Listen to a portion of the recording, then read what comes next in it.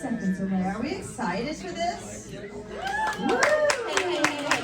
Are we excited for this?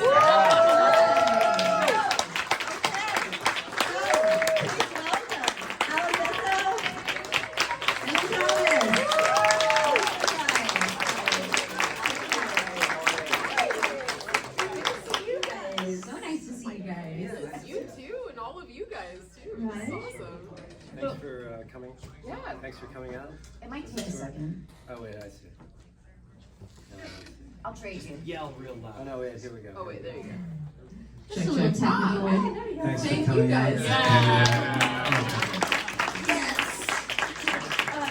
Can I just say, we saw you guys on the floor this morning as you came in, and we were trying so hard not to fangirl over both of you. We might not have succeeded, but we did it quietly. You guys. That's very sweet. We're like, she's so beautiful. We want Oh, to look wow. like that. We're like, how come we can't look like that? Oh, thank you very much.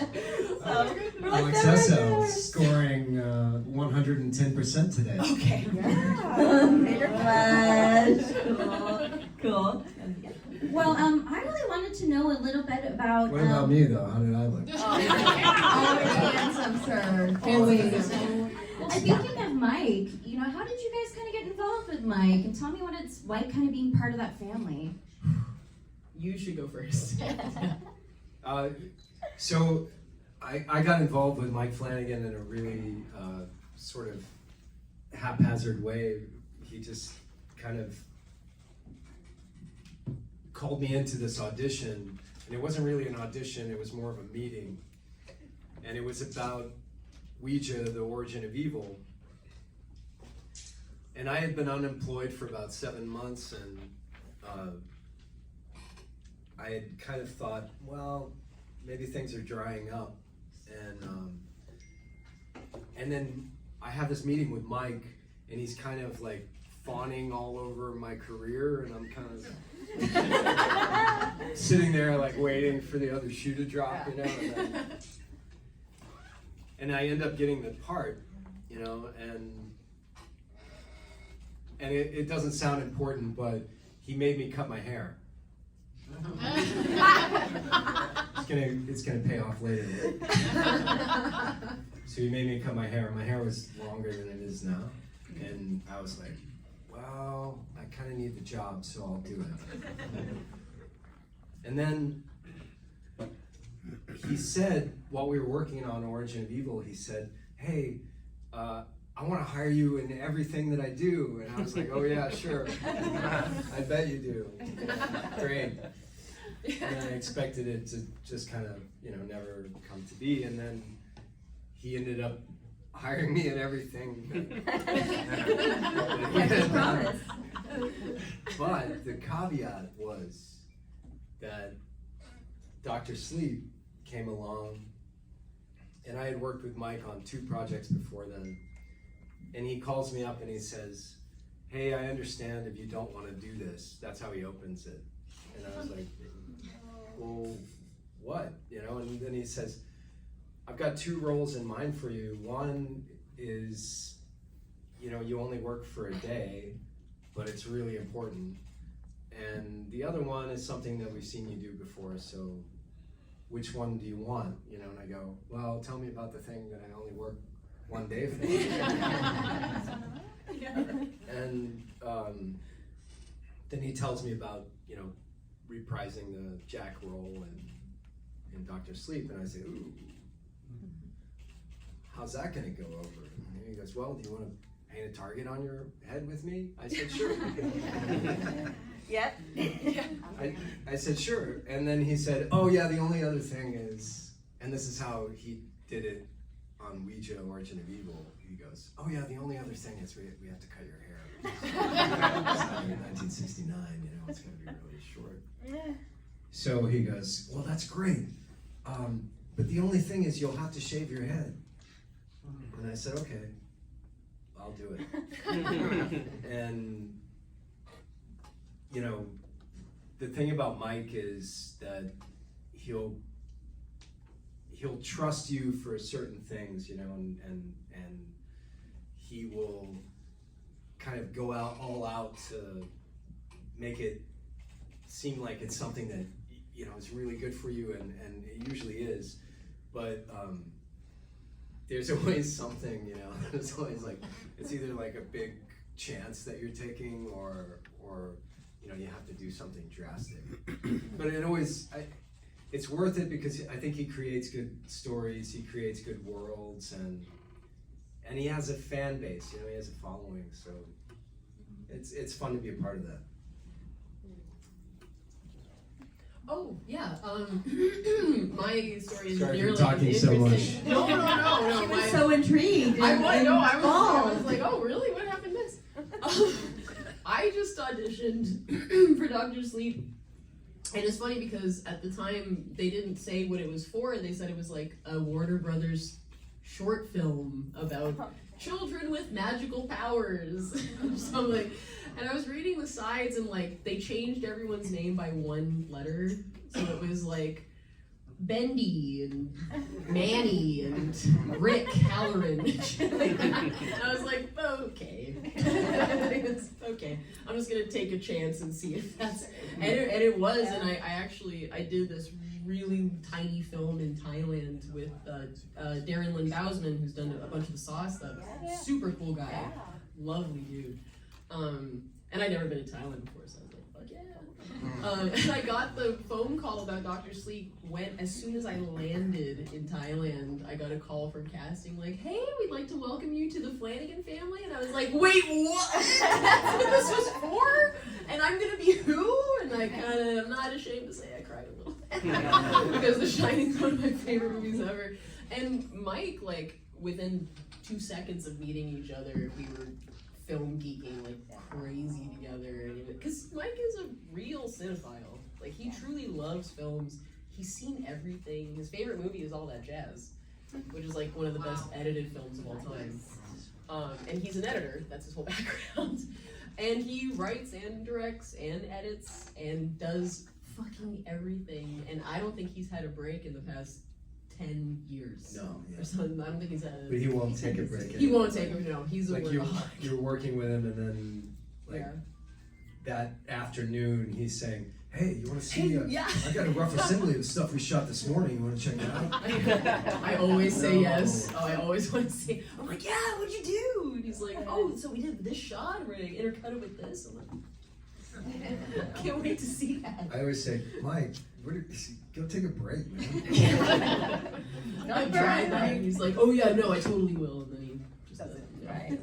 It's hard, right? Yeah. Well, I mean, like, his mind is so active. He's always thinking 10 steps ahead. Yes. Yeah. And like 3 projects ahead. Exactly. Like, he'll be directing something and writing a script for the next project and editing the project before, and he's never just doing one thing. It's crazy. Yeah.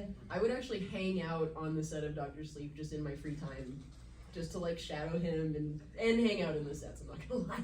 I'm like, I just brought this tennis ball for no reason. I'm not gonna throw it against the wall of the Colorado Lounge or anything. No, this is my tricycle.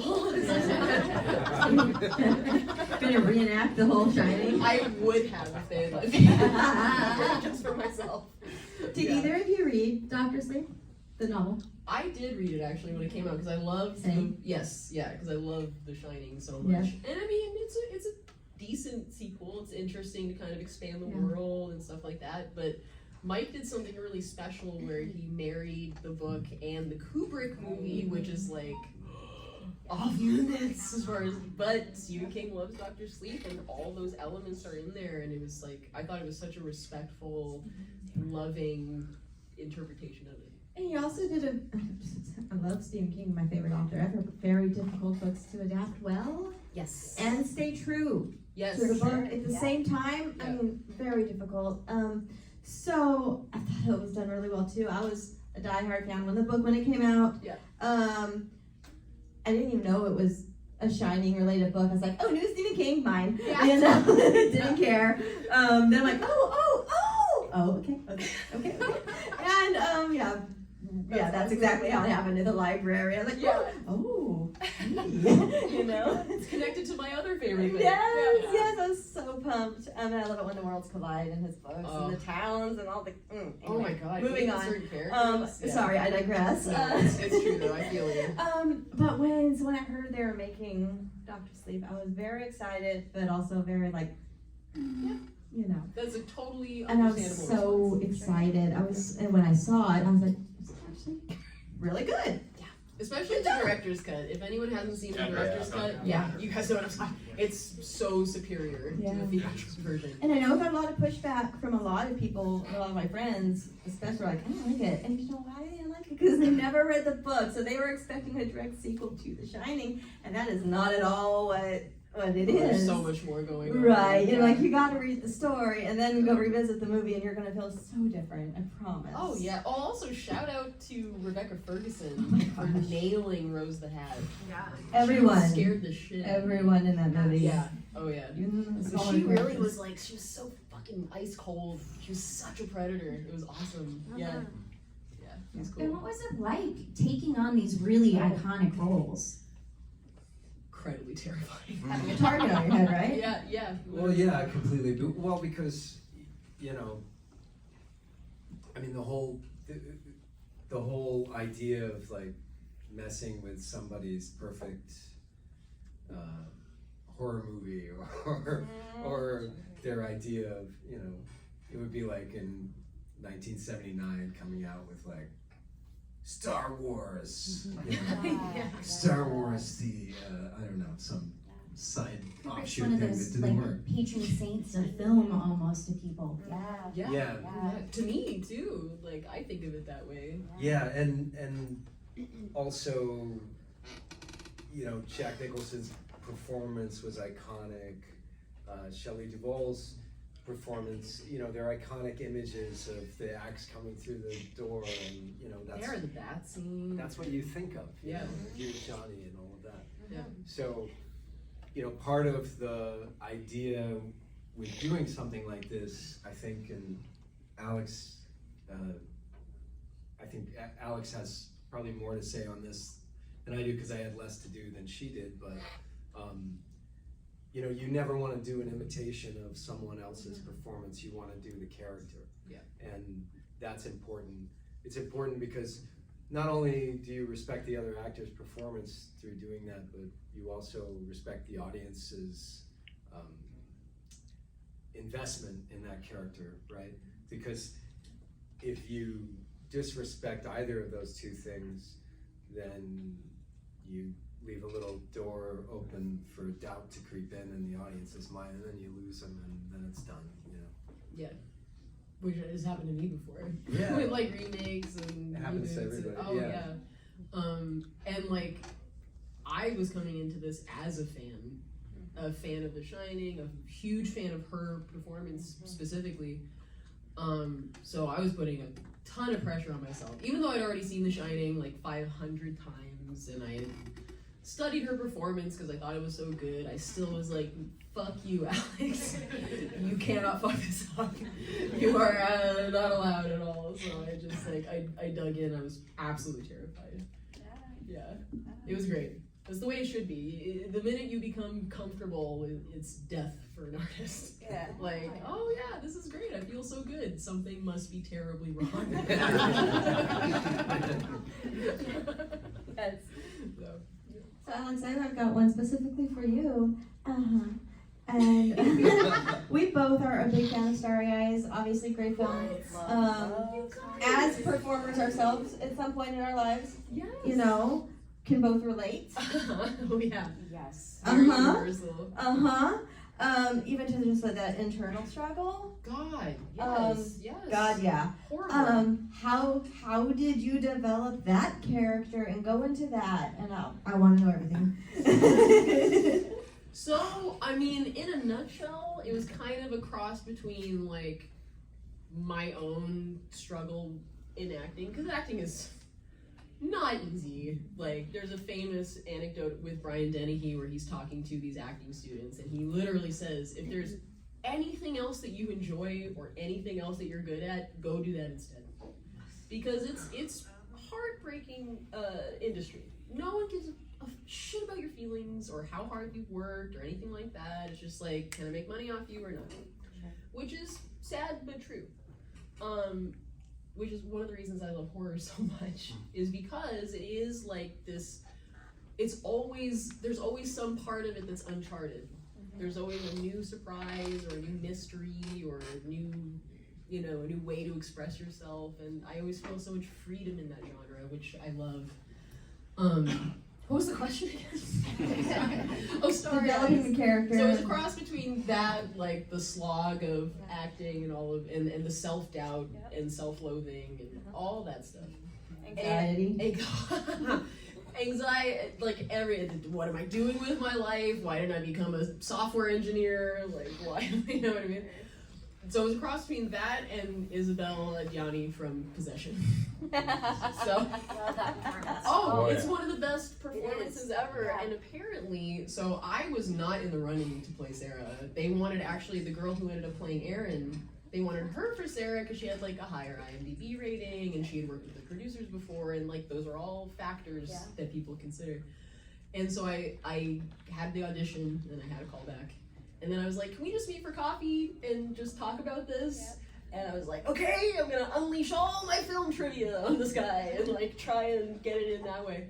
And I brought up Possession. I was like, Possession is one of my favorite films. And he goes, Starry Eyes is inspired by Possession. Cha-ching! I knew I would find one. So that was, I literally talked myself into that part, which was kind of, oh dude, it was crazy. And it was fun too, because it's such a diverse character. There's so many different stages that I got to do all the crazy shit I learned in acting class in one movie, Right. which was really fun. So yeah, it'll always have a very special place in my heart. Yeah. And what's, for both of you, what's something that you've learned along the way during acting, whether this is a skill or just something about life, what's something that you've learned? Well, you should definitely go first. He's got to think about his whole life. Yes, that. The Rolodex.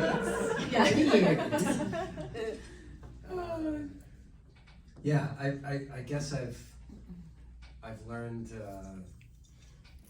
I've learned a lot along the way, I suppose, like about acting, but about life, I think, it's, life's too short to say no too often. Yeah. So, That's true. yeah. Yeah. That's it. That's about all you need, right? Yeah.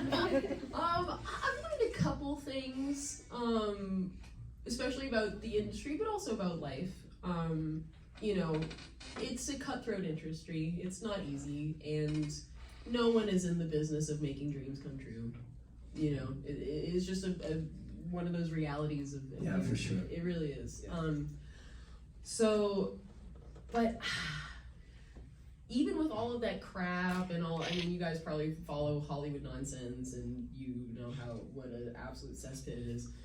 But there is, the fact that we still do this, there is something so engaging about human stories and the human experience. There's so little that we still know about it. And I really do believe it is the actor's job to shine a light on those dark corners of people and who we are. Yeah, for sure. Yeah. I mean, that's what we do really, is like, Yeah. just kind of feel things out in ways that would normally get regular people thrown in jail or a sane asylum. Well, I mean, everything about acting goes against every instinct we have as humans to protect ourselves. You know what I mean? Like, it's, which is funny, there's this funny paradox that happens, because on the one hand, as an actor, you have to show your weak, soft underbelly to the world, and you have to be like completely vulnerable and put yourself out there and even like degrade yourself, depending on, like, you have to just have no ego at all. No real boundaries with your ego. No, yeah, and a certain humility and an acceptance of, the universal experience. But then on the other hand, you have to have thick skin and be tough as nails and be like business oriented and not let people walk. So it's like this crazy, hopscotch that you're playing, which is interesting. I don't even know if that answers the question. But you have, I think, you have actors who are very successful business people. Yeah. And actors who are very successful artists. Yeah. But you don't really have very It's very rare many, that the twain meet. Yeah. Yeah. Business people who are artists and business people. Yeah. It's like a different part of the brain. It is, yeah. Does that make sense at all? Absolutely, For me it is. yeah. Well, Yeah. certain personalities are attracted to certain professions. It's true. I mean, I think that's also why actors have such big Unless you're talking about teams. Mike Flanagan, and then Yeah. it's all the brain. I Working no, every part of really. his brain. He's like Megamind. It's, Right. Yeah. Yeah. But nice, not a villain. Yeah. That's not the best analogy. Let's call it genius. Yes, exactly. Staggering genius. You broke him. I always try to. It's always, It's not that hard. Let's face it. Well, let's open it up to the audience for some questions. Young lady right there. Yeah. Hey. I just had a total flashback to college moment anyway, okay. About your room? Yeah. And my question is gonna be on the test later, so. Talking about the soft underbelly and the boundaries, question for both of you, do you have a line? Do you have a boundary mentally, emotionally, about a character that you won't do, or a subject matter? I mean, collectively, the two of you have done a lot of dark subjects in your careers, but are there any out on the fringes that kind of gives you that twinge in your stomach of like, I'm not sure if this is a subject matter I do want to go down, or do you just, whatever's going to be pulling out the truth of that character, I'll just jump in? Yeah, that's a really great question, actually, because that is something you have to consider as an actor when you're choosing roles. Like, do you want to live in that world for X amount of months? Like, someone was telling me they were talking to Firuza Balk about making American History X, and what a toll that took on her personally to play that part. Or has anyone here seen The Accused? Yeah. Okay. Yeah. So the guys in that rape scene all needed therapy after that. Like months of therapy because it messed them up so much to commit to a scene like that. So, I mean, it is something to consider. Me personally, when I choose to do a character, apart from like, don't hit me with a closed fist and, whatever, like things that are lines for anyone, but Common sense? yeah, exactly. Yeah, precisely. But beyond that, if you start putting up too many walls, you take away the spontaneity and the danger of the role. Which is also why it's really important to trust your acting partner as well.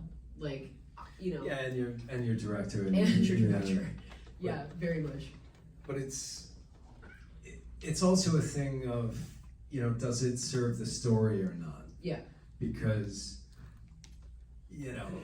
I think, like, the idea of shocking anyone with a character choice these days is the stupidest idea that you could have as an actor. And it never works. Because everyone's seen everything. Yeah. Like, and if you're doing something just to be cool or just because you think it'll look cool, it's all about you at that point. Yeah. It's not because it'll make the story better. Like, that's our job. We are servants to the script. Yeah. And that's the point, like, to your question, like, if there's a problem with like some choice in the story that you don't feel comfortable with, to me, that means there's a problem with the story somewhere. If I can't make sense of it with the character, then, however, if I can make sense of it with the character and it's just like me being nervous to do something I'm not used to doing, that's on me, and that's a challenge as an actor, and we kind of look for those things, like, And it's a mark of a true actor to be able to tell the difference. Like, is this a me thing or is it a character thing? Right. Which is very, and something else that you said that I thought was really good. Let's see if I can remember it. That I'm stupid. You never said No, that. I didn't say that. You thought that was good? Yeah. But no, I mean, every decision we make has to be one that is justifiable to the character and to the story. Yes. That is the only thing that matters.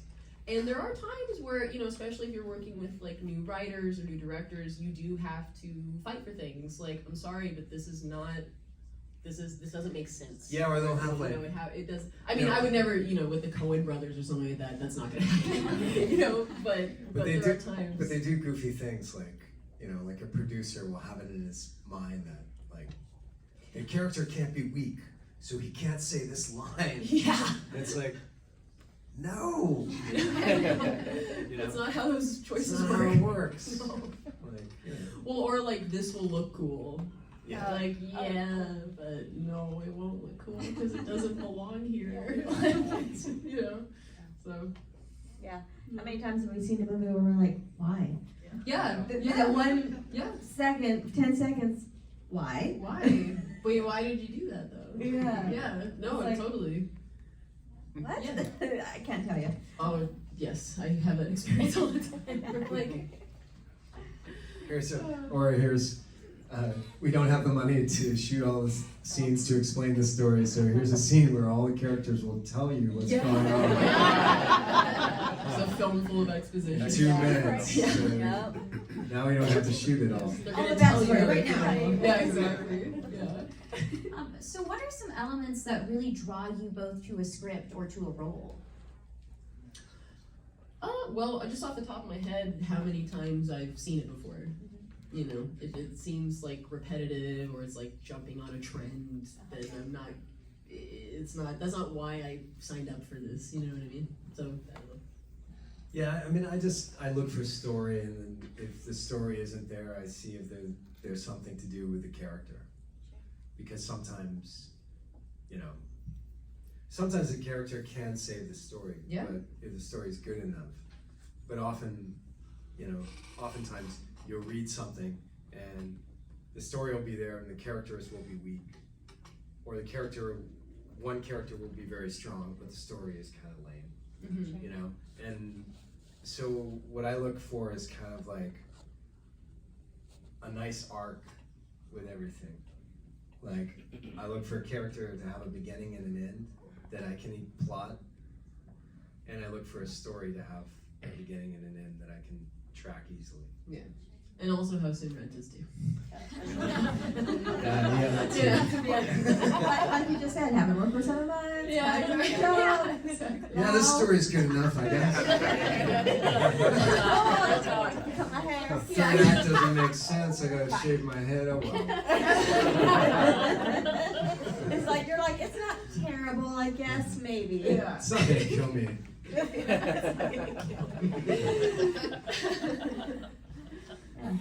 Yes. You, yes, ma'am.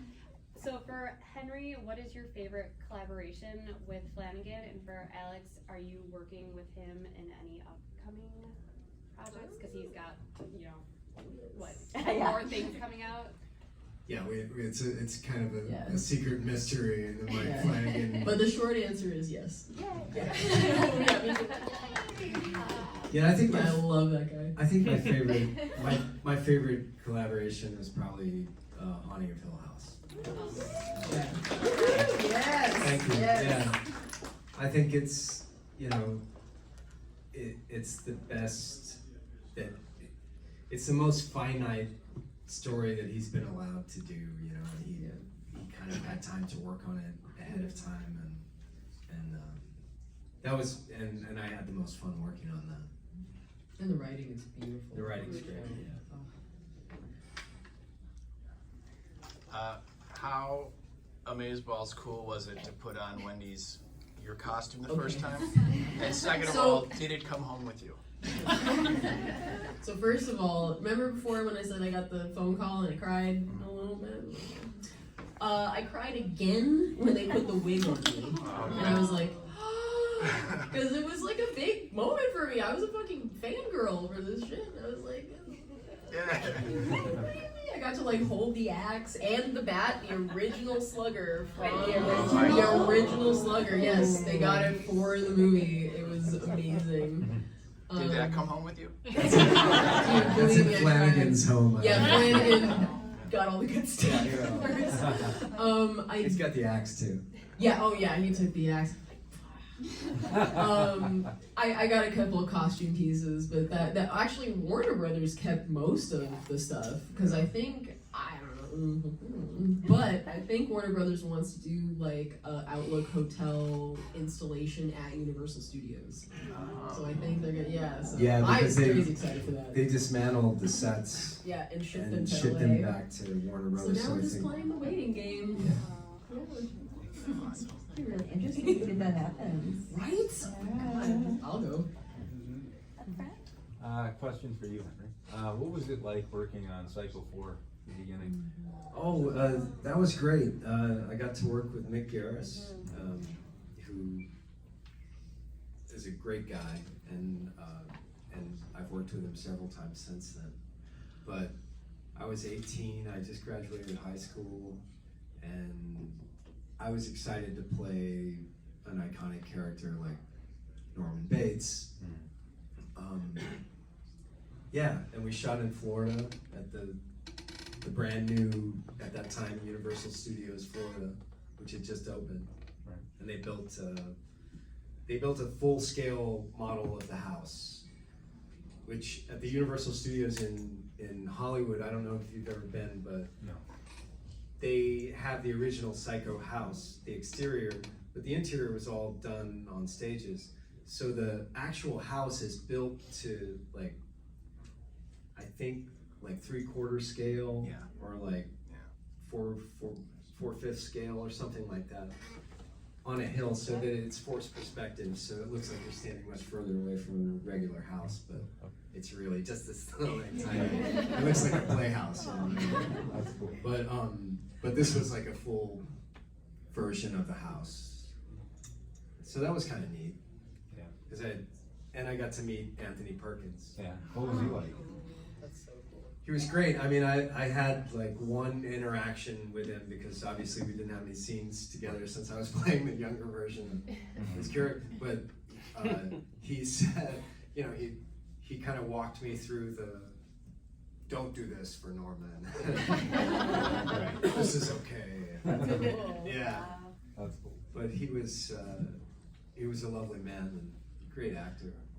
How was Olivia Hussey? That's what I was gonna say. Yeah, right? Olivia Hussey was great. Yeah. Those were some intense scenes. Yeah. Yeah, we had some very edible scenes.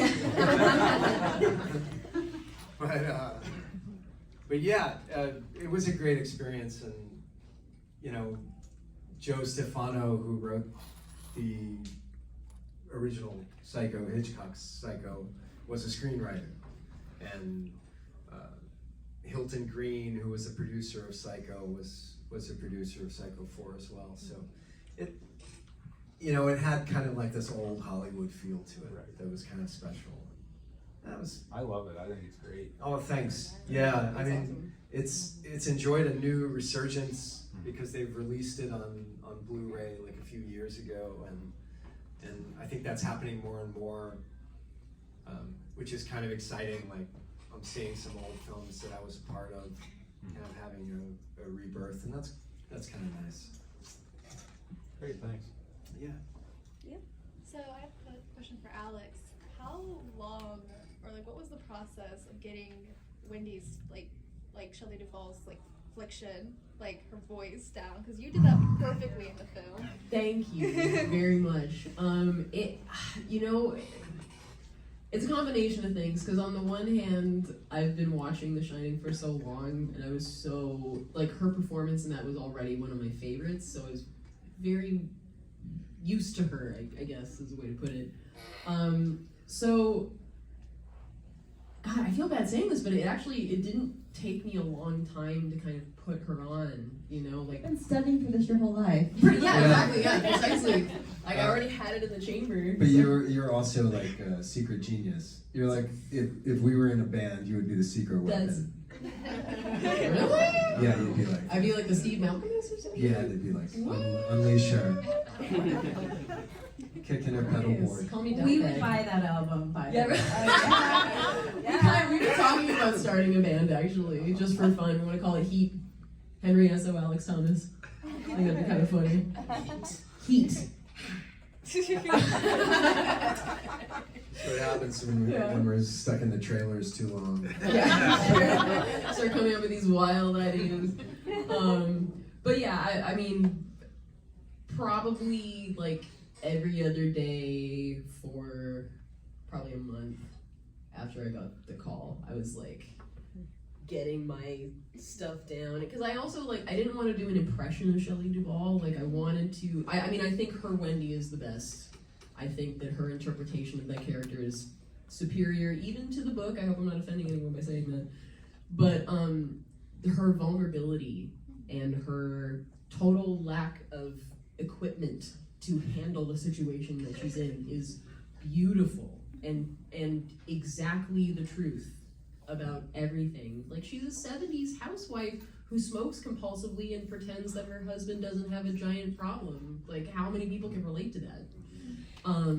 And to see her go through something that she's absolutely not ready for is beautiful. Because how often do we see, like, it's this trend now where, like, we're so tough, we know, like, nothing phases the heroine of the movie. It's all just some pedestrian bullshit. She's gotta punch her way through or something like that. It's like, yeah, that person doesn't exist. Like, come on. No. Like, even like the strongest of people I met, like, it's, you have to have vulnerability. That's what makes you human. So anyway, I was totally obsessed with that. What was the question? You pretty much got it. We have time for one more, guys. Oh, you. Yes. Mm-hmm. My question is for Henry. Suicide Kings is like one of my all-time favorite films. Yes. What was that experience like on that film? Because it's just, it needs more love. Yeah. I agree. Oh, thanks. It was a really low budget independent film that was shot in South Central Los Angeles in the mid '90s. Late at night, which was exciting, to and from work. But yeah, we shot in like 5 weeks, and we had Christopher Walken on set, which was great. Kind of. It was great. It was great to be working with Chris Walken in theory, but no, he was great. It was just like he started making all these crazy demands on like us off camera. Like he would say things like, "Please, don't say your lines." Oh. You can talk to me in Chinese. I was like Chris, I don't speak Chinese. He's like, I don't care. Neither do I. So it was like stuff like that. Stuff that makes no sense. Yeah, it was funny. If I could, this is totally unrelated, but can I share a Chris Walken anecdote I heard once? It's like the Yeah, coolest thing I've please. ever heard. So he's, this guy was working on a movie with him, and apparently during lunch they were filming by this lake, and Chris Walken, like, at lunchtime waded into the lake up to his nose and stayed there for the whole lunchtime. And then when they were back in, they're like, okay, Chris, we're back in. Like, he went in his wardrobe and like in his suit and stuff. And then he came out and they're like, hey, like, what's up? He goes, I was an alligator for lunch. And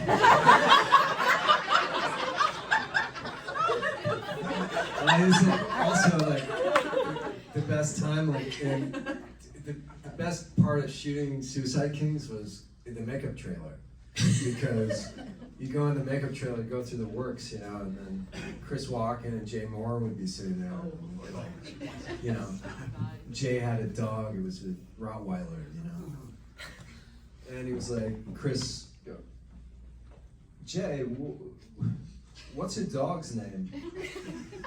Like, oh, that's Shirley. Oh, Shirley. How come Shirley doesn't have a tail?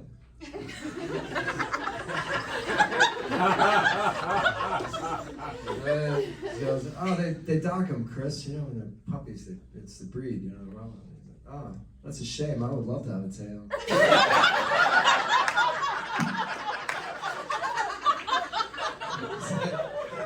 Really? Yeah, I mean, you know, they'd look at him and they would say, look at his tail. Look at his tail. Oh, he's happy.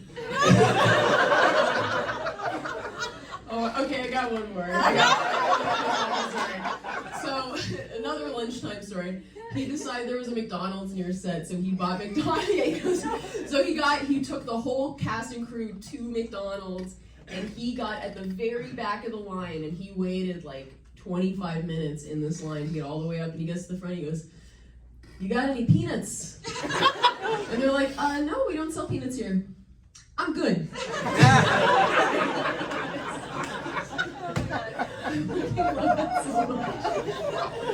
Oh, we don't deserve him. I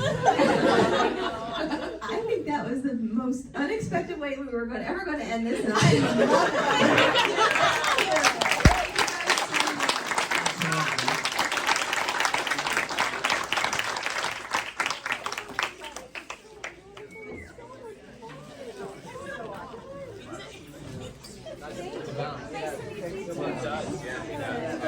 Do you feel the need to stick around for Julian Sands so you can get some photos?